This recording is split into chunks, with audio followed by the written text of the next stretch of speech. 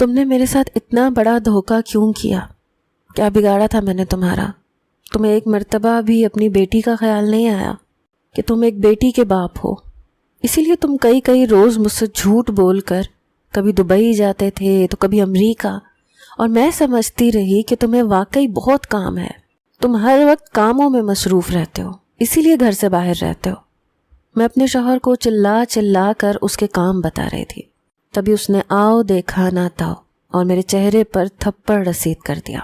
کہنے لگا جب تم فکر نہیں کرو گی میرا خیال نہیں رکھو گی تو میں کیا کروں گا؟ گھر سے باہر ہی رہوں گا نا. اور رہی بات وہ جو تم کہہ رہی ہو، تو یہ سب میرے خلاف ایک سازش ہے.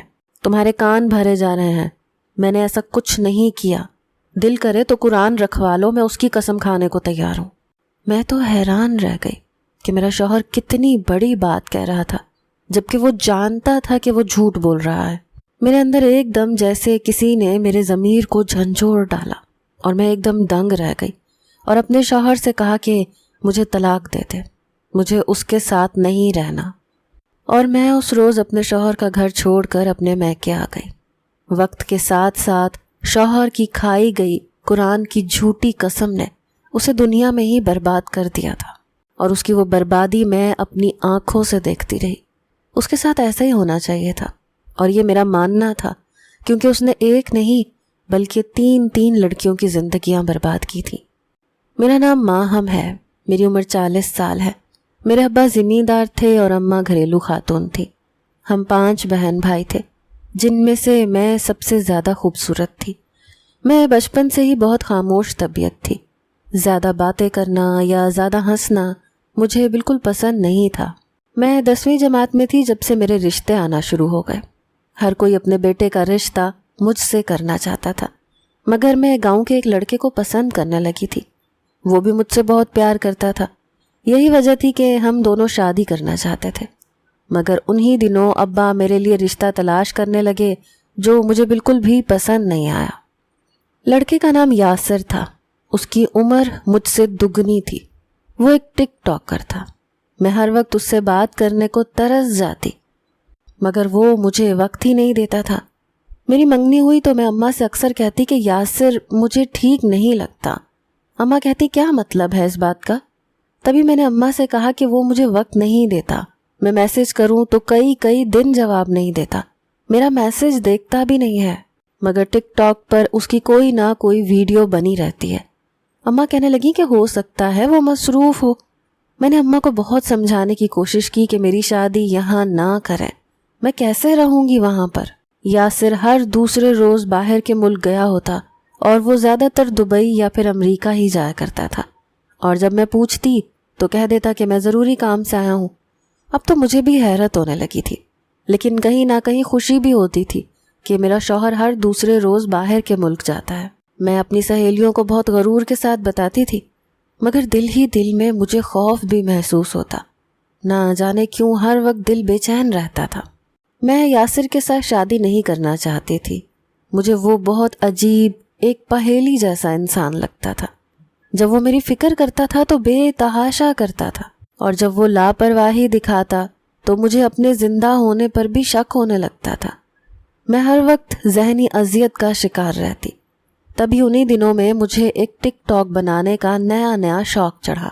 میں اپنی ٹک ٹاک بنانے لگی اور ویڈیو اپلوڈ کرتی تو اس پر بہت سے لائکس اور کمنٹس کرتے. چونکہ میں بہت خوبصورت تھی، اس لیے میرے فالوورز بھی جلد سے جلد بڑھتے گئے. اب میں یاسر کے ساتھ بات نہیں کرتی تھی، مگر چاہتی یہی تھی کہ یاسر بھی مجھے کسی چیز پر روک ٹوک نہ کرے. نہ جانے کہاں سے مجھے ٹک ٹاک کی لت لگ گئی تھی.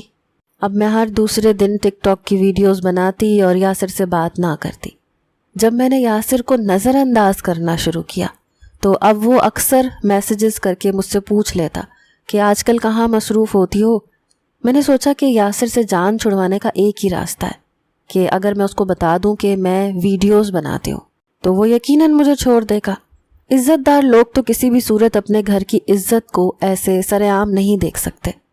ایک روز یاسر کا غصے میں مجھے میسج آیا کہ آج کل کہاں مصروف ہوتی ہو، کوئی بات چیت بھی نہیں کرتی. تو میں نے اسے صاف الفاظ میں کہہ دیا کہ میں ٹک ٹاک بناتی ہوں اور میرے پاس اتنا وقت نہیں ہوتا. کہ میں بات کر سکوں۔ مجھے لگا تھا کہ یاسر اسی وقت یہ رشتہ توڑ دے گا، مگر میری حیرت کی انتہا نہ رہی جب اس نے بڑی خوشی سے کہا کہ یہ تو بہت اچھی بات ہے، مجھے بھی بولڈ لڑکیاں ہی پسند ہیں۔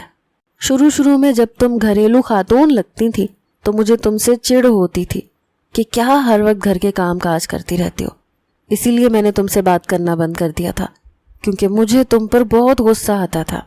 مگر اب جب تم اپنی زندگی میں آگے بڑھی ہو اور کچھ نیا کرنے کی کوشش کر رہی ہو تو اس میں تمہارے ساتھ ہوں۔ میں بھی حیرت اور خوشی سے اچھل پڑی کہ شکر خدا کا یاسر نے مجھے ویڈیوز بنانے سے روکا نہیں، مگر میں نے یاسر کی بات کو منفی انداز میں اپنے ماں باپ کے گوش گزار کر دیا اور ان سے کہا کہ دیکھ رہے ہیں اس کو، میں جب میسج کرتی تھی تب تک یہ مجھے نظر انداز کرتا رہتا تھا کہ میں گھریلو خاتون ہوں اور باہر کی چیزوں سے دور رہتی ہوں، اور اب جب میں نے ٹک ٹاک پر ویڈیوز بنانی شروع کر دی ہیں تو وہ مجھ میں دلچسپی لینے لگا ہے۔ یہ کیسا رشتہ ہوا؟ مجھے تو یاسر بالکل بھی ٹھیک نہیں لگتا، لازمی دال میں کچھ کالا ہے، مگر آپ لوگ تو جیسے آنکھیں بند کر کے اس پہ بھروسہ کیے جا رہے ہیں کہ آپ کو فرق نہیں پڑتا کہ آپ کی بیٹی نے اس گھر میں جانا ہے۔ تبھی ابا غصے سے کہنے لگے کہ یاسر ایک اچھا انسان ہے، اگر وہ تمہیں اتنی کھلی چھوٹ دے رہا ہے تو یہ اس کا بڑا پن ہے، اور جو تم چاہتی ہو کم از کم میں ایسا تو نہیں ہونے دوں گا۔ میں نے حیرت سے ابا کی طرف دیکھا، وہ کہنا کیا چاہ رہے ہیں؟ تبھی اماں کہنے لگی کہ ماہم کے ابا، میں نے آپ کو منع کیا تھا کہ اس کے سامنے اس بات کو مت دہرائیے گا، مگر آپ نے پھر سے اس کے سامنے بات کر دی۔ اب ہم نے اس کا رشتہ جب کر جو دیا ہے تو پھر پرانی باتوں کو کریدنے کا کیا فائدہ؟ میں نے حیرت سے اور دنگ ہو کر اپنی اماں کی طرف دیکھا۔ اماں بھی مجھ سے نظر چرانے لگی، جس کا مطلب تھا کہ اماں نے ساری بات ابا کو بتا دی ہے کہ میں کسی اور لڑکے کو پسند کرتی ہوں۔ اب ابا کے دماغ میں یہی بات ہوگی کہ میں اس سے شادی کرنے کے لیے یاسر کا رشتہ ٹھکرا رہی ہوں۔ تبھی ابا غصے میں کہنے لگے کہ شادی ہوگی تو تمہاری یاسر کے ساتھ ہی، میں تمہیں گھر پر کنواری بٹھا کر رکھنے کو تیار ہوں، مگر اس بے روزگار انسان کے ساتھ تمہاری شادی کبھی نہیں ہونے دوں گا۔ میری آنکھوں میں آنسو آ گئے کیونکہ مجھے ابا سے اتنی تلخ کلامی کی امید نہیں تھی۔ اب ابا تو یاسر کی باتوں کو نظر انداز کر کے اب میرے پیچھے پڑ گئے۔ میں نے اماں سے کہا کہ اماں، آپ تو حقیقت جانتی ہیں نا، میں اس لیے نہیں یاسر کی باتیں بتا رہی کہ مجھے ابراہیم کے ساتھ شادی کرنی ہے، بلکہ میں نے آپ سب لوگوں کو حقیقت بتائی ہے تاکہ کل کو اگر میری زندگی خراب ہوئی تو میں آپ لوگوں کو معاف نہیں کروں گی۔ اماں تو میری بات پر دہل گئی، کہنے لگی خدا نہ کرے تمہاری زندگی کے ساتھ کچھ ہو، تم ہمیشہ یاسر کے ساتھ خوش اور آباد رہو۔ میری یاسر کے ساتھ 5 سال منگنی رہی، مگر میں نے ان 5 سالوں میں یاسر کو خود میں کوئی دلچسپی لیتے نہیں دیکھا تھا، جیسے اس کو میرے ہونے یا نہ ہونے سے کوئی فرق ہی نہ پڑتا ہو۔ مگر میں ٹک ٹاک پر مشہور ہو گئی تھی تو کچھ یاسر کی بھی فکر ختم ہونے لگی، جو ہر وقت دل وہاں پر لگا رہتا تھا اور میں یاسر کے ایک ایک میسج کا انتظار کرتی رہتی تھی۔ اب مجھے یاسر کی پرواہ بھی نہیں ہوتی تھی۔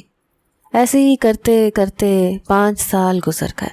میری اور یاسر کی منگنی کو جب 5 سال ہوئے تو اب لوگوں نے بھی کہنا شروع کر دیا کہ تم شادی کیوں نہیں کرتے ہیں؟ اماں ہر ایک کو کہتی کہ ابھی بچے ہیں، مگر لوگوں نے تو سچی باتیں ہی کہنی ہے۔ تبھی ایک دن ہماری پڑوسن ہمارے گھر آئی، آ کر کہنے لگے کہ ماہم کی شادی کب کر رہے ہو؟ اب تو کئی سال گزر گئے یاسر اور ماہم کی منگنی کو۔ اماں کو چڑ آنے لگی، کہنے لگی کہ جلد ہی اس کو رخصت کر دیں گے۔ اسی روز اماں نے میرے سامنے یاسر سے بات کی اور کہا کہ اپنے گھر والوں کو بھیج رہے ہو ہم لوگوں کے گھر؟ اب رشتہ دار ہم سے بار بار یہی سوال کرتے ہیں کہ ماہم کی رخصتی کب کر رہے ہو۔ اب تو میں سب کو ٹال ٹال کے تھک گئی ہوں، آخر وجہ کیا ہے؟ کیوں نہیں تم اپنے گھر والوں کو بھیجتے کہ وہ آ کر شادی کی تاریخ پکی کر کے جائیں؟ تبھی یاسر کہنے لگا کہ ابھی میری کچھ مصروفیات ہیں، مجھے گھر سے باہر رہنا پڑتا ہے، کئی روز میں گھر میں نہیں آتا۔ جیسے ہی مصروفیات کچھ کم ہوں گی تو میں اپنے ماں باپ کو تاریخ لینے کے لیے بھیج دوں گا، مگر تب تک ماہم کو کچھ صبر کرنا ہوگا۔ اور پھر آج کل تو وہ کافی مشہور ہے ٹک ٹاک پر، اب اس کو بھلا میری کیا ضرورت ہے؟ یہ بات اس نے طنز میں کہی تھی اور مجھے بہت چبھی بھی تھی، کیونکہ جب میں یاسر کو وقت دیتی تھی اور بدلے میں اس سے وقت چاہتی تھی تب وہ مجھے نظر انداز کرتا تھا، مگر اب جب میں اس کو نظر انداز کرنا شروع کرنے لگی تو یہ بات اسے چبھ رہی تھی اور اب وہ میرے کردار پر انگلی اٹھا رہا تھا۔ مگر نہ جانے کیوں اماں ابا کو کچھ دکھائی ہی نہیں دے رہا تھا، ان کی تو آنکھوں پر جیسے پٹی بن گئی تھی۔ مگر میں نے یاسر کی کسی بات کو زیادہ سر پر سوار نہیں کیا، میں اپنی زندگی میں مصروف ہو گئی۔ جب اماں مجھے کہتی کہ ٹک ٹاک چھوڑ دو تو میں اماں کو بھی صاف انکار کر دیتی اور ان سے کہتی کہ جب میری شادی ہوگی تب میں چھوڑوں گی۔ مگر اب مجھے ٹک ٹاک کی ایسی لت لگ گئی تھی کہ میں نہیں چاہتی تھی کہ یاسر مجھے شادی کے بعد بھی روک ٹوک کرے، اور آخر 5 سال بعد میری شادی ہو ہی گئی۔ میں رخصت ہو کر یاسر کے گھر چلی گئی، مگر اپنے شوق پھر بھی ویسے ہی رکھے۔ نئی شادی کے چونچلوں کے ساتھ ساتھ میں ہر روز ویڈیو بھی بناتی، کبھی یاسر کے ساتھ تو کبھی یاسر کے بغیر۔ مجھے ٹک ٹاک پر ویڈیوز بنانے کا شوق تھا، میرے ہزاروں کی تعداد میں فالوورز تھے۔ میں نے شادی بھی ایک ایسے آدمی سے کی جو مجھ پر کوئی روک ٹوک نہ کرے۔ شادی کے بعد بھی میری وہی روٹین تھی، لیکن کچھ دن سے شوہر کی حرکتیں کچھ مشکوک تھیں، کیونکہ میرا شوہر ابھی بھی مجھے زیادہ وقت نہیں دیتا تھا۔ وہ زیادہ تر گھر سے باہر ہی رہتا تھا، اور جب میں پوچھتی کہ راتوں رات آپ کہاں پر ہوتے ہیں، میں ساری رات آپ کا انتظار کرتی رہتی ہوں، تو وہ کہہ دیتا کہ میں کماؤں گا نہیں تو تم لوگوں کو کھلاؤں گا کہاں سے؟ اب اس بات میں بھی تمہاری پابندی ہے کہ میں گھر سے باہر بھی نہ نکلوں۔ میں نے یاسر سے کہا کہ نہیں، ایسا تو میں نے کچھ نہیں کہا، میں تو بس یہ چاہتی ہوں کہ آپ مجھے بھی وقت دیں۔ میرا شوہر کہنے لگا کہ تمہیں اب میرے وقت کی کہاں ضرورت ہوگی، تم تو ہر وقت ٹک ٹاک کو دیتی رہتی ہو یا اس پر ویڈیوز بنا کر ڈالتی رہتی ہو۔ تمہارے پاس مصروفیات ہیں تو صحیح، اس کے باوجود تمہیں میری ضرورت کیوں پڑ گئی؟ میں نے یاسر سے کہا کہ یاسر، میں آپ کی بیوی ہوں، اور ایک بیوی ہونے کی حیثیت سے اتنا تو میرا حق بنتا ہے کہ آپ وقت پر گھر آئیں اور آ کر میرے ساتھ وقت گزاریں۔ مگر یاسر نے میری ایک نہ سنی۔ اب میں ویڈیوز پر زیادہ لائکس پانے کے لیے دکھی ویڈیوز بنانے لگی، جن میں میں خود کو بہت دکھی دکھاتی کہ میرا شوہر مجھے وقت نہیں دیتا، سارا دن گھر سے باہر رہتا ہے۔ مجھے کچھ ایسا بتایا جائے جس سے شوہر گھر پر رہے اور مجھے وقت دے۔ میں نے شوہر کے خلاف وہ ویڈیوز ٹک ٹاک پر ڈال دی تو فالوورز کہنے لگے کہ دوسری شادی کا چکر لگتا ہے، تم شوہر کا پیچھا کرو۔ میرے دماغ میں بھی اچانک سے یہ بات آ گئی کہ ہو سکتا ہے کہ جو فالوورز کہہ رہے ہیں وہ ٹھیک بات ہو، کیونکہ یاسر کا ہر وقت گھر سے باہر رہنا کچھ ٹھیک تو نہیں تھا، خاص طور پر راتوں میں جب وہ گھر نہیں آتا۔ مگر مجھے سمجھ نہیں آ رہی تھی کہ میں کیا کروں، کس طرح یاسر کا پتہ لگاؤں، اس کی حقیقت معلوم ہو۔ میں ہر وقت پریشان رہتی تھی۔ اماں ابا کو تو میری بات پر یقین ہی نہیں تھا، میں ان کو بتا کر کرتی بھی کیا؟ ان کے دماغ میں تو ابھی تک یہی بات تھی کہ میں شاید ابراہیم کے لیے یہ سب کر رہی ہوں۔ میں ذرا ان کو یاسر کی کوئی بات بتاتی تو آگے سے وہ مجھے جھڑک دیتے اور کہتے کہ تم ابھی تک ابراہیم کو نہیں بھولی ہو، اسی لیے یاسر کے خلاف باتیں کرتی ہو، ورنہ اس کی اچھائیاں دیکھو، تمہیں اس میں کوئی برائی نظر نہ آئے۔ میں ہر وقت کڑتی سڑتی رہتی، مگر میں کب تک ایسی زندگی گزار سکتی تھی؟ اکیلے جی کر بھی میں تھک چکی تھی۔ ٹک ٹاک پر ویڈیوز اپلوڈ کرتی رہتی، لیکن اب وہاں سے بھی میرا دل اچاٹ ہونے لگا تھا۔ مجھے اپنی زندگی میں سکون چاہیے تھا، جو مجھے نہیں مل رہا تھا۔ شادی سے پہلے بھی یاسر کا یہی حال تھا، اور شادی کے بعد تو زیادہ برا حال ہو گیا تھا۔ ایک روز یاسر رات کے وقت گھر آیا تو میں کافی غصے میں تھی۔ میں نے یاسر سے کہا کہ تم سارا دن کہاں پر تھے؟ تبھی وہ حیرت سے مجھے دیکھنے لگا، کہنے لگا تم جانتی تو ہو کہ میں کام میں مصروف تھا۔ میں نے کہا کہ ایسا کون سا کام ہے جو ہر ہفتے تمہیں کم از کم بیرون ملک کے 2 چکر لگانے ہوتے ہیں؟ گھر آ کر تم نے مجھے آج تک 1 روپیہ بھی نہیں دیا، اور کمائیوں کی تو اتنی سناتے ہو کہ مجھے لگتا ہے جیسے تم سے زیادہ امیر اس دنیا میں اور کوئی نہیں ہے۔ وہ میری بات پر حیران رہ گیا، کہنے لگا کہ تم مجھ پر شک کر رہے ہو۔ میں نے کہا نہیں، مجھے یقین ہے کہ تم لازمی کوئی الٹا کام کر رہے ہو۔ اس بات پر میری اور یاسر کی خوب لڑائی ہوئی۔ میں نے بھی اسے کافی باتیں سنائی اور اس نے بھی مجھے، مگر میں نے سوچ لیا تھا کہ میں اس کا حل نکال کر ہی رہوں گی۔ میں اپنے شوہر کی حقیقت سب کے سامنے لا کر رہوں گی. میں پتہ کروں گی کہ آخر میرا شوہر کرتا کیا ہے. انہیں دنوں ٹک ٹاک پر میری ایک لڑکے سے دوستی ہو گئی. وہ کسی گنڈے کا بیٹا تھا. پہل تو مجھے کافی خوف محسوس ہوتا کہ میں یہ کیا کر رہی ہوں، مگر پھر میں نے اس سے فائدہ سوچنا شروع کر دیا. اقبال ایک اچھا انسان تھا. مجھ سے آج تک اس نے کبھی بدتمیزی سے بات نہیں کی تھی. وہ مجھ سے ہمیشہ تمیز سے بات کرتا اور میں بھی اس کے ساتھ کافی گھل مل گئی تھی. میں اس کے سامنے جو بھی خواہش رکھتی وہ اسی وقت پوری کر دیتا. مجھے کافی حیرت ہوتی تھی کہ کوئی غیر بھلا اس طرح کیسے بھلائی کر سکتا ہے. میں اکثر اقبال سے کہتی کہ تمہیں مجھ پر اتنا بھروسہ نہیں کرنا چاہیے، تو وہ ہنسنے لگتا، کہتا کہ مجھے تو کر لینا چاہیے، تمہیں مجھ پر اتنا بھروسہ نہیں کرنا چاہیے کیونکہ میں غیر مرد ہوں اور تم کتنے آرام سے ہر بات کہہ دیتی ہو. ہمارا رابطہ ٹک ٹاک سے فون نمبر پر ہو گیا. اب میں کئی گھنٹے اقبال سے باتیں کرتی. نہ جانے اتنی باتیں کہاں سے آتی تھیں، نہ اس کی ختم ہوتی اور نہ میری. ایک روز میں یاسر سے لڑ کر رو رہی تھی جب اقبال کا فون آ گیا. پہلے تو میں نے سوچا کہ میں فون نہیں اٹھاؤں گی، مگر پھر ایک دم دل میں خیال آیا کہ کیوں نہ فون اٹھا کر اسے سب کچھ سچ بتا دیں. ہو سکتا ہے کہ اقبال میری اس میں کوئی مدد کر دے. میں نے اقبال کو ساری حقیقت بتا دی. وہ کہنے لگا کہ تم نے اس بات کا ذکر پہلے کیوں نہیں کیا. میں نے اسے کہا کہ مجھے ضروری نہیں لگا تھا، مگر اب میں چاہتی ہوں کہ میں یاسر کی حقیقت کا پتہ چلاؤں، مگر میں کیسے اس کا پیچھا کروں، مجھے کوئی مشورہ دے دو. تبھی وہ کہنے لگا کہ میرے پاس ایک مشورہ ہے، مگر یہ خطرناک ہے. میں نہیں چاہوں گا کہ تم اس خطرے کو اپنے سر لو. مگر میں نے کہا کہ میں چاہتی ہوں کہ میں یاسر کی حقیقت کا پتہ لگاؤں اور اس سے جان چھڑاؤں، کیونکہ میں مزید اس کے ساتھ نہیں رہنا چاہتی. تبھی اقبال کہنے لگا کہ ٹھیک ہے، میں تمہاری مدد کروں گا. مگر اس کی اگلی بات پر میرے پیروں سے زمین نکل گئی جب اس نے کہا کہ میری ایک شرط ہے. میں نے کہا کہ کیسی شرط؟ تو وہ کہنے لگا کہ یاسر سے طلاق لے کر تمہیں مجھ سے شادی کرنی ہوگی. میں بہت خوش رکھوں گا تمہیں. میں تو دم بخود رہ گئی کیونکہ مجھے اقبال سے ایسی بات کی امید نہیں تھی کہ وہ مجھ سے ایسی بات بھی کہے گا. میں نے اقبال سے کہا کہ تم جانتے بھی ہو کہ تم کیا کہہ رہے ہو. میں شادی شدہ ہوں اور تم ایک شادی شدہ عورت سے شادی کیسے کر سکتے ہو؟ تبھی وہ کہنے لگا کہ میں تم سے محبت کرنے لگا ہوں اور شادی کروں گا تو تم سے ہی، ورنہ میں کبھی کسی سے شادی نہیں کروں گا. میں نے فی الحال بات کو ٹالنے کے لیے اسے کہہ دیا کہ ٹھیک ہے، جب وقت آئے گا تو سوچیں گے، مگر ابھی فی الحال یاسر سے جان چھڑوانے کے لیے مجھے کوئی طریقہ بتاؤ. اقبال کہنے لگا کہ میرے پاس ایک ایسا کیمرہ ہے جس کو اگر تم یہاں سے کسی کے ساتھ کہیں پر بھی فٹ کر دو تو وہ جہاں جہاں جائے گا تو تمہیں اس کی معلومات ملتی رہیں گی. وہ کیا کر رہا ہے، کیسے کر رہا ہے، کہاں جاتا ہے آتا ہے، ہر چیز تمہیں صاف نظر آئے گی. میں نے حیرت سے اسے کہا کہ وہ تو ٹھیک ہے، مگر میں تم سے وہ کیمرہ لوں گی کیسے؟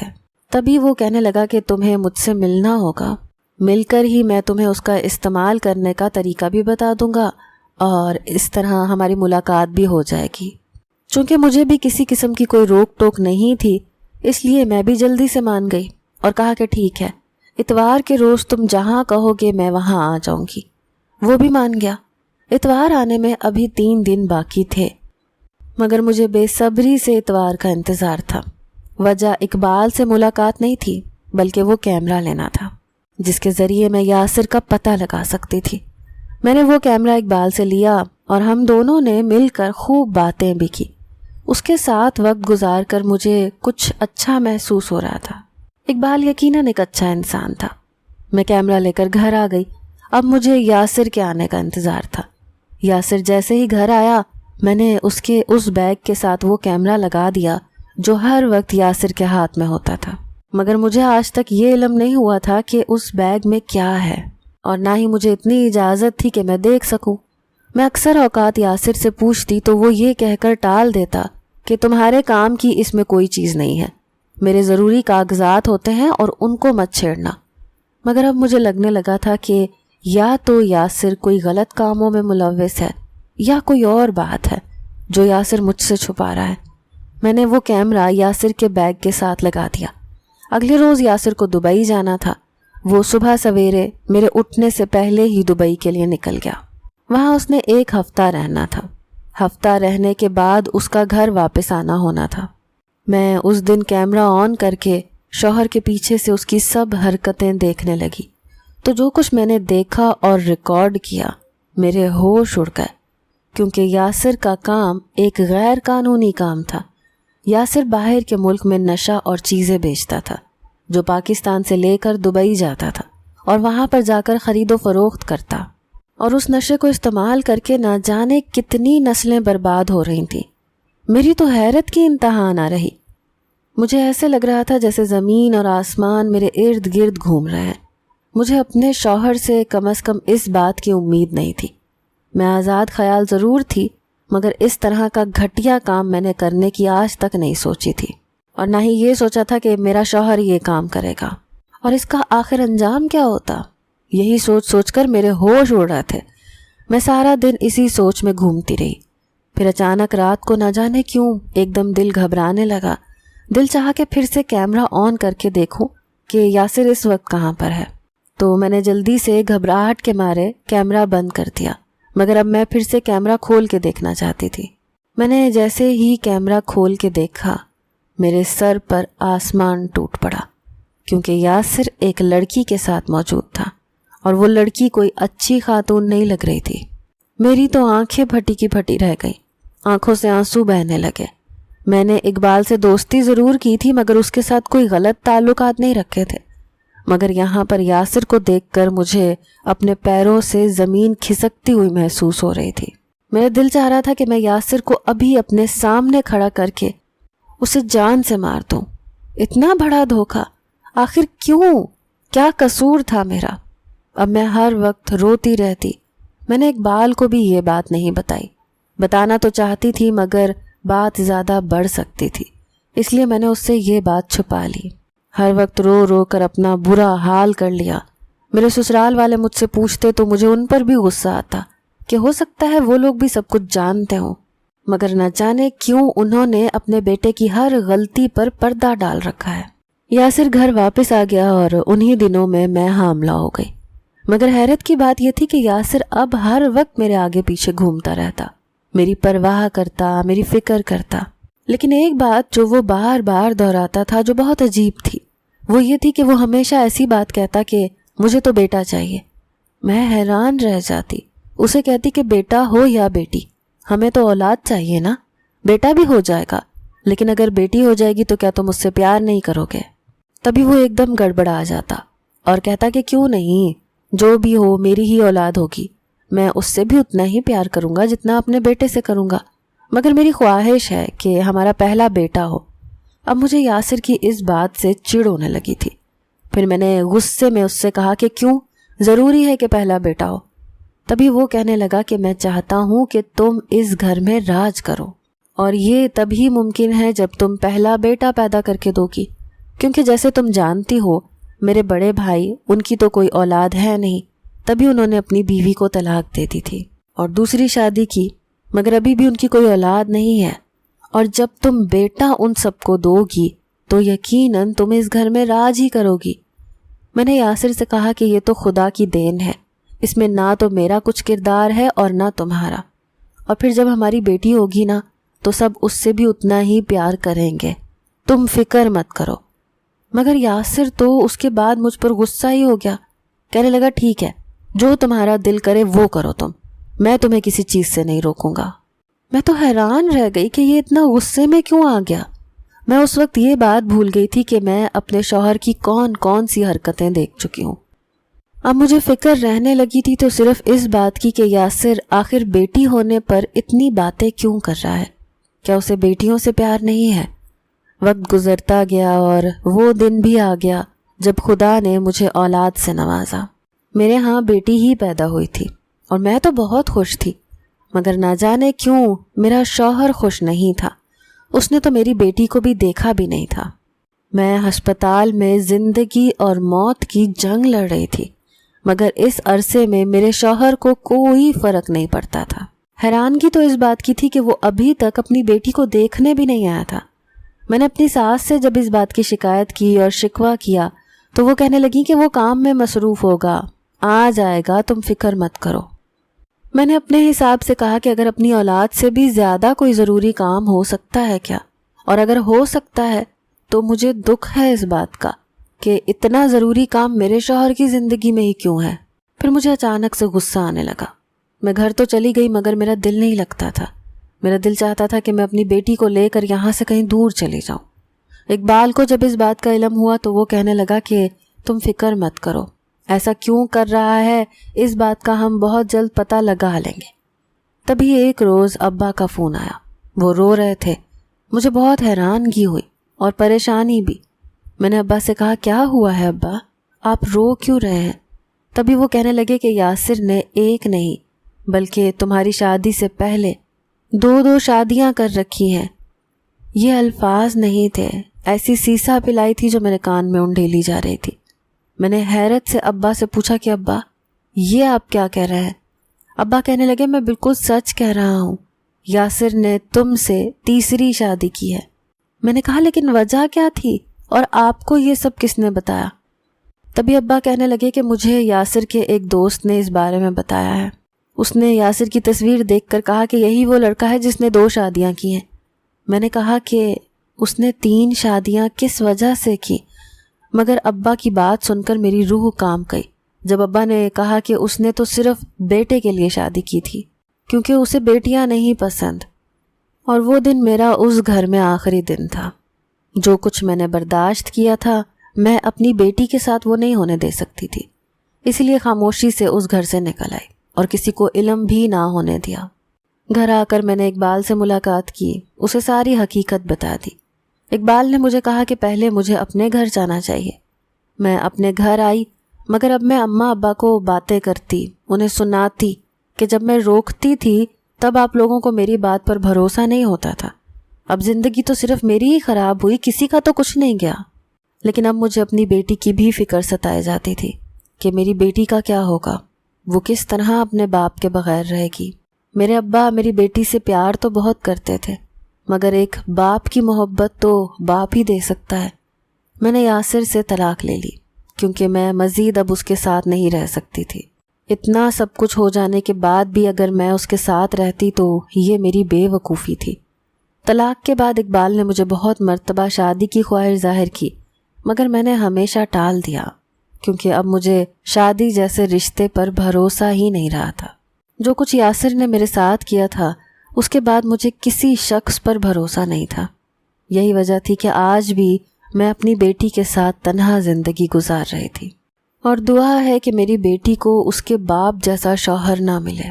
اب نہ جانے اس کے نصیب میں کیا لکھا تھا اور اس کو کس طرح کا شوہر ملنا تھا، لیکن میں نے اسے ہر فضول کام سے روکے رکھا کیونکہ کچھ باتوں کا پتہ نہ لگنا ہی زندگی کے لیے بہتر ہوتا ہے۔